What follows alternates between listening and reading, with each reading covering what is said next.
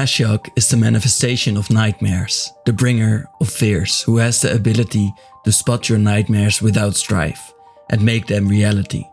The created nightmares are seemingly beautiful, as Ashiok calls them this often. Do note that Ashiok does not want to be gendered at all, but would rather only be called Ashiok in order to stay mysterious. This last point is, in my opinion, the most interesting, so let's dive deep into this mysterious character and reveal what the veil of shadows around the Nightmare Weaver entails. First of all, I want to thank the 4% of viewers that are subscribed to my channel right now. It is rumored that everyone who subscribes to my channel will have their dreams come true, while the ones who don't will have only nightmares. But this might be a fable. Let us start by looking at this piece of poetry. The Caged Bird by Maya Angelou. The caged bird sings with fearful thrill of the things unknown but longed for still, and his tune is heard on the distant hill, for the caged bird sings of freedom. The free bird thinks of another breeze, and the trade winds soft through the sighing trees, and the fat worms waiting on the dawn-bright lawn, and he names the sky his own. But a caged bird stands on the grave of dreams, his shadow shouts on a nightmare scream. His wings are clipped and his feet are tied, so he opens his throat to sing. The caged bird sings with a fearful thrill of things unknown but longed for still, and his tune is heard on the distant hill, for the caged bird sings of freedom. The caged bird's dreams of freedom have died since they floated away a while ago.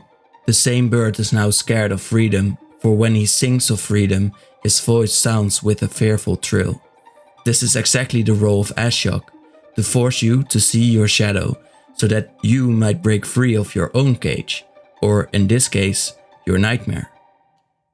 Ashiok's power is to tap into someone's mind and find their nightmares, their deepest fears. With that knowledge, the Dream Weaver makes those worst fears come true.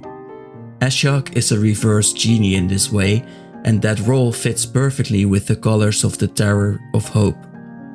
The Sculptor of Fears is blue for the striving towards knowledge, the knowledge of fear, and the surprising interest in its beauty. More on that later. Additionally, Ashiok works to further personal gains, as opposed to what happens to others. This is why Ashiok is associated with the color black, the color of darkness. Ashiok is shrouded in mystery. We know about Ashiok's powers, but not why they seem to so perfectly mirror someone's worst shadows and fears, and what exactly is happening to Ashiok's face. Whenever there is a form of mischief, some of it seems to crumble away, something that only the god of treachery, Phanox, seems to see happening. And what about Ashiok's love letters to Elspeth? I will read one of those later on. Ashiok wants to stay a mystery. This is probably because dreams are a mystery. We dream because we have to process our lives and thoughts. A nightmare is meant to show us whatever we fear or whatever we're stressing about the most, so that it's easier to face our nightmares in real life. Ashiok should not be known too well as a nightmare connoisseur. Even a deep dive on the enigma of shadows is to risk facing your darkest thoughts. You're welcome, my friends.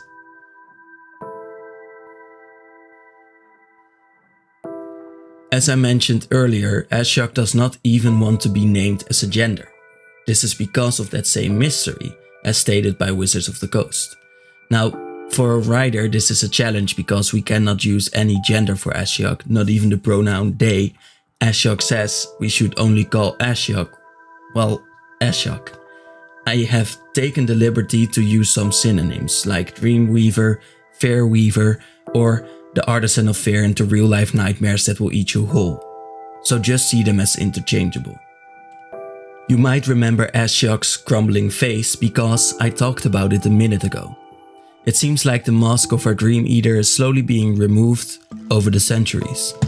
The crumbling face could be a metaphor for Ashiok's former humanity crumbling away.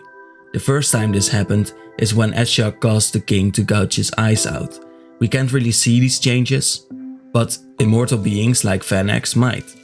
It could also be that Ashiok loses power to the nightmares and slowly becomes the embodiment of nightmares instead of a sentient being. Maybe this transformation is Ashiok's destiny. Ashiok wears a nightgown which symbolizes multiple things. The name Ashiok means without grief in Hindi, which is derived from the word Sog, meaning an oath of grief, which was part of Sog Dur's which meant taking off your evening or morning dress. This might seem like a far stretch, but in one of the stories, Ashiok is mentioned to wear an evening gown of shadows. This shadow, which we see wherever Ashiok leaves traces of nightmarish magic, is exactly what links Ashiok to the nightmares in our world.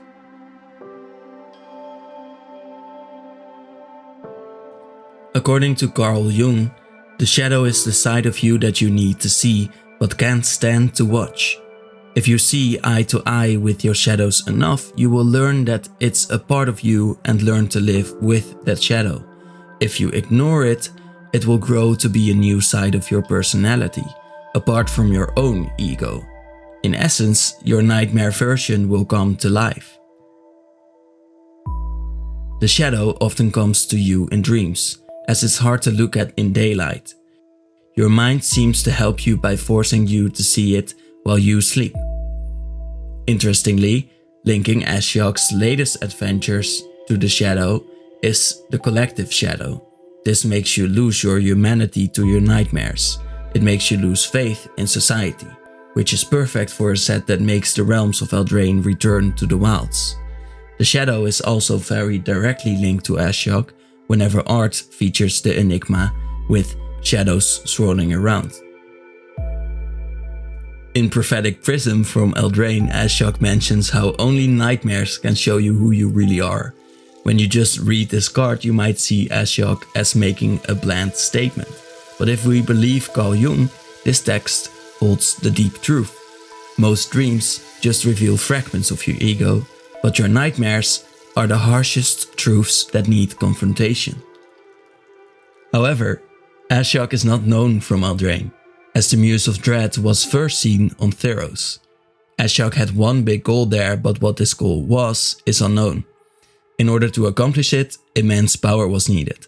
From this adventure, we learn that Ashiok gains more power the more people sleep. This is why all people on Eldraine had to fall to the wicked slumber, and why Ashiok made whole polises fall to their nightmares. Even though it seems like Ashiok can make anyone's nightmare reality, there are two known exceptions. There was one Leonin war leader and our Therosian king, who would not fall to Ashiok's nightmares. Instead, Ashiok made the king feel despair by sending him a letter, which said that his family had died on their way towards him and that it was the king's fault that they died. The king lost all hope, causing him to gouge both of his eyes out, something even the god of deceit, Phanex, had never seen before. Ashiok's proudest creation is the Cacophony. Although that's not directly linked to Ephemia, the Cacophony, whose card has Ashiok in its flavor. This is the nightmare of the city of Nyx itself. It seems like Ashiok can hit Phyrexians, planeswalkers, constructs, gods, and even cities with nightmares. The city was afraid of becoming a bustling city full with little beings that would defile it. All of that sound and screeching would feel to the city as its destruction. Ashiok learned about the city of Nyx through a priestess. This is how the Dimir planeswalker learns about anything, through invading people's dreams. The weird thing here is that the city did not really fear the creatures that would come to life there. At first, the city wanted to care for them. Only when the little monkeys began to destroy the city awoke as Cacophony, throwing the monkey nightmares onto Theros. The city was stopped from being a god by Ephara, goddess of the polis. Of course, there can be only one city god. And there can only be one rotten schemer of nightmares, and that one will be Ashiok. Ashiok wants to perfect the craft of nightmares, going as far as becoming obsessed with whoever is able to withstand nightmares and defeat them or not notice them at all. On the other side, Ashiok relishes in finding new nightmares. They inspire the caged bird to find new ways of torture and fear. In this artistic sense, I think most about Ashiok the Nightmare Weaver. In this card, the Weaver exiles cards from a library, which in Magic means to make someone forget something. Ashiok does this whenever someone gives their fears away. Ashiok helps them forget these fears, and when the nightmare is extracted, our Weaver turns the nightmare into reality with the -X ability. And then, the ultimate scheme is to make everyone lose their minds altogether. The art of the card is perfect for Ashiok too. We see the wisps of nightmares around the Defiler as smoke and darkness. The background makes us think about the desolate landscape after all has left us, which will be what Ashiok leaves behind whenever victims stop being entertaining. In fact, the artist Carla Ordis has done this before. With Liliana, we see the same smoke veiling her old family mansion, while she walks away leaving only the undead in her wake.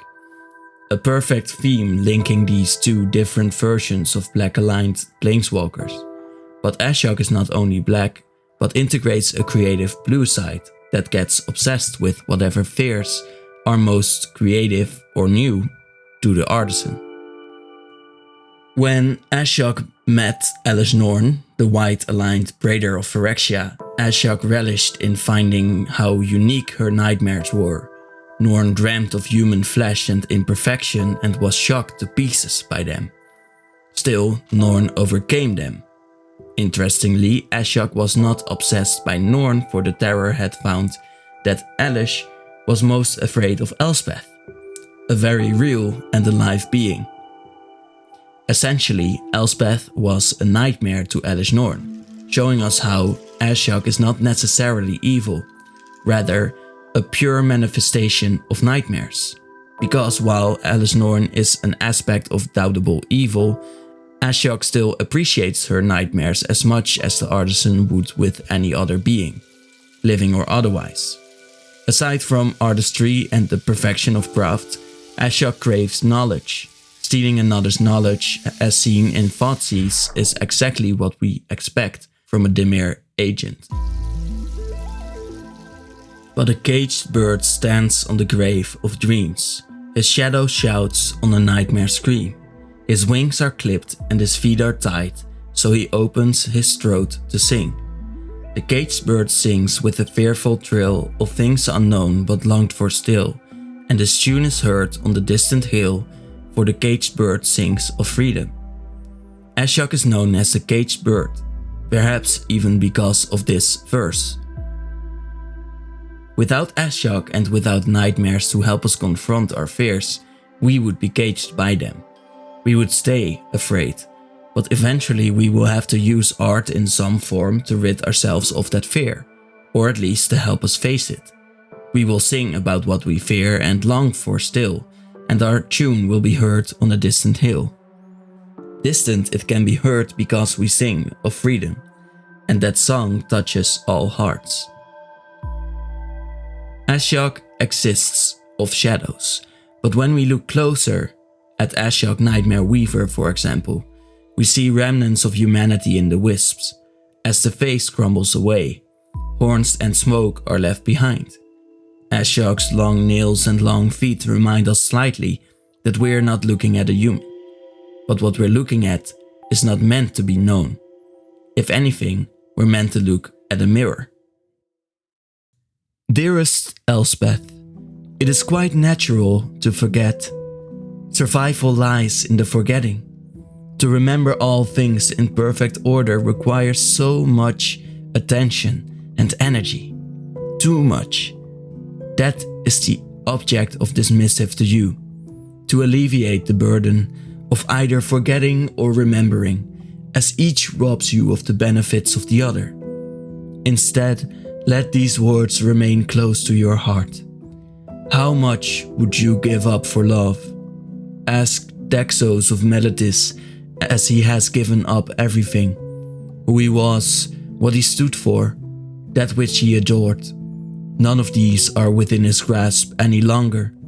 For him, there is only Heliod, his fallen lord, whose punishment did not relieve Dexos of his duty.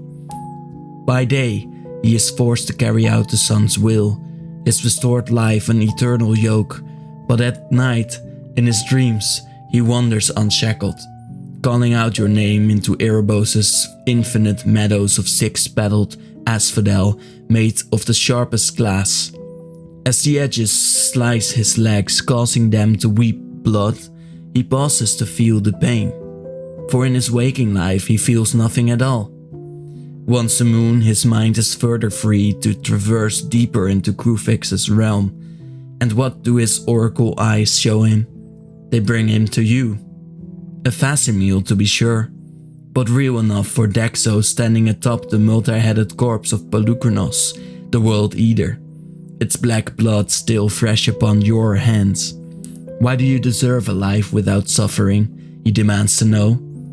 You answer by mocking his tears, then thrust your blade through his chest, into his heart. Dexos wakes up soon after and prepares for the dawn. Can constructs dream? Calyx, if he knew the word dream, would tell you that he can. But what does the marionette dream of when his strings are cut? When the hands that direct his actions are taken away? The answer is simple. He dreams about his quarry, dictated by Glothis, his life consumed with the pursuit of Elspeth Terrell. Plane to plane, haunt to haunt, he will never stop chasing you. Not when he is awake, not when he is asleep. You see, Calyx must sleep to regain his strength, and when he sleeps, he dreams. He dreams of the battles you fought, studying every move you used against him to devise the perfect counter. The man who is not a man can aspire to that, being perfect, realizing his purpose. But he is more than a puppet, you see. He also fears his own success. Once he has you, once he drags you back to share Heliod's doom as fate dictates, what is left for him? What is the essence of Calyx once his aims are fulfilled? He knows the answer and is terrified of it. Not even an agent of fate can evade destiny. Exquisite ends are the most beautiful.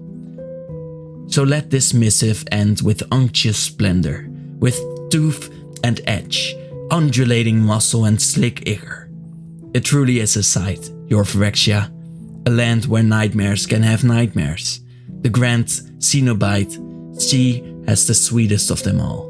Such horrors to tease from her mind and such visions to implant, starting with you, the fearsome lady in white who has defied even death to have her vengeance. There are so many things to say, dearest, but the most appropriate is this. Thank you. There is a new purpose for my work, all because of you. So when you are alone in the dark, remember that there is one amongst the countless planes that has you in mind. You will always have your most dedicated admirer close by. Yours, always, Ashiok. Let's rewind. Ashiok said to Elspeth, "Thank you, there is a new purpose for my work all because of you." This intrigues me because why does Elspeth give the schemer a new purpose?